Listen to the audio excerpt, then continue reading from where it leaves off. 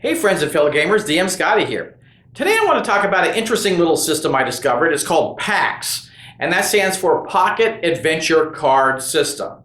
And it's a neat little system. It's basically an RPG in a card deck, okay?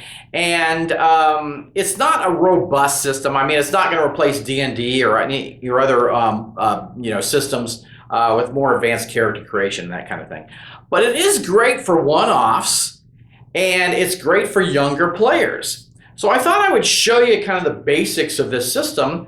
I was very impressed with it, and I ran a game recently with it, and it went really well. So what I'm going to do is I'm going to kind of show you the basics of the system now, and then I'm going to show you the videos further in the series. I'll show you the videos that I ran the game with. So let's hit the table, and I'll show you how this PACS adventure card system works, this little mini RPG in a card deck. The game comes with some cards that outline the rules, and it's nicely laid out, very good examples, so very easy to run, right? It also comes with a Dungeon Master card, which is interesting because, a lot of us old hats know how to Dungeon Master, but some new players who are exposed to this may not, and they may want to try it. So it's a great little summary of what a Dungeon Master should do, and I think it's a great little summary on a card, as much as you can put Dungeon Mastering on a card. Now, move on to the characters. It has a nice array of characters, especially if you buy the expansion packs, right? And the characters are just some stats. There's 6 stats and some abilities, okay? And when I ran it, what I had my players do is just make up names for their characters to make it more personal, and a little bit of a backstory, right? Have each character do the backstory. So that's fun to do, but everything you need to play the game is right on one card, which is really nice for new players or younger players. Okay, now they do a similar thing with the monsters, right? The monsters have the same stats, and they also have some abilities. But you'll notice the monsters also have a little bit something different at the top there. They have a level, basically, like how many adventurers would be a fair fight. So with the skeletons, if there are 4 adventurers, 4 skeletons would be a fair fight. So you can make it tougher or easier depending on what you want to do. The little tombstone there signifies that that's an undead. That's a nice little graphical symbol there. And then for the giant spider, every 2 adventurers, this thing's pretty tough. So every 2 adventurers, you would have 2 adventurers for 1 spider. So it's a nice way to kind of gauge how tough things are going to be. Also, that little claw there, that print, is an animal symbol. So this means this is an animal, and things that affect undead or animals and that kind of thing would affect these guys. So that's nice to know, easy to see right away, right? So how's the system work? All right. So if you're rolling a check, the DM will do, or the game master will do, a 1 through 6 difficulty, and you roll. You flip. You're supposed to flip 3 coins, okay? And if heads are successes, tails are fails.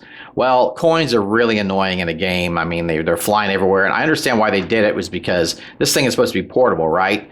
Well, if you're sitting at the table, you don't really need to worry about that. So I used dice, and I had evens were heads and odds were tails. So that just made it easy to do it. Much easier rolling dice than trying to flip coins. So basically, for every check, you roll 3 dice, and if whatever successes you get, you add to your ability score. So, for example, if you're the barbarian, you're trying to break down a door, and the difficulty is 5, and you roll 3 successes. Or 2 successes actually, and you have your might 3 you add to it, then you break down the door. So it's just that easy. Now say you have a character that only has a 1 might and you want to break down the door, right? You can't possibly get 5 on the 3 dice plus your might, right? Well, if you roll all 3 successes, that's a crit, and so, or a super success, and you do what you were trying to do. So maybe, got an adrenaline surge and managed to break the door down. So that way you can avoid that kind of, I can't do that because my stat's not high enough. Also, it can work in reverse. Your stat, if you roll 3 fails, it can work against you. So that could be like a failure, so a crit failure. So that's kind of fun and interesting too. Now that's how checks work. Now, if you're fighting a monster, what you do is you choose a stat to fight, okay? So if the barbarian was fighting the skeleton, say, the barbarian has a strength of 3 or a might of 3, and the skeleton has a might of 1, the barbarian has a huge advantage there. If he attacks the agility, He doesn't, because he matches the same agility as a skeleton, so he doesn't have an advantage on that. So he would want to choose to fight the might. The monsters do the reverse. They choose what stat of the character they're attacking. Okay. Now, if the barbarian attacks, he adds his might to his 3 dice rolls, and whoever gets the most successes wins and damages. Now, the game has you tap the card, which basically essentially turn it sideways, which is great if you just have the card deck and don't have anything else.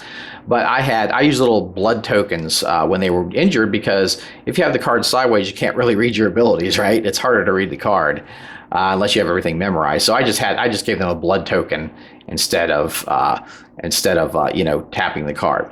Well, the interesting thing about this game too is if you go down, say you take 2 wounds, you're down. Okay, you're not dead. You're out of the combat. And you can try to come back into the combat by rolling 3 successes. So if you roll every turn you're down and it comes around to your turn, you roll dice, so you get 3 successes and you get back up. So that's a nice mechanic too, that even though a person's out of the game, they can get back in the combat and come back. Now, if the players win the combat, they can automatically get you back up. They heal you, they bandage you, that kind of thing. They automatically get you back in the game.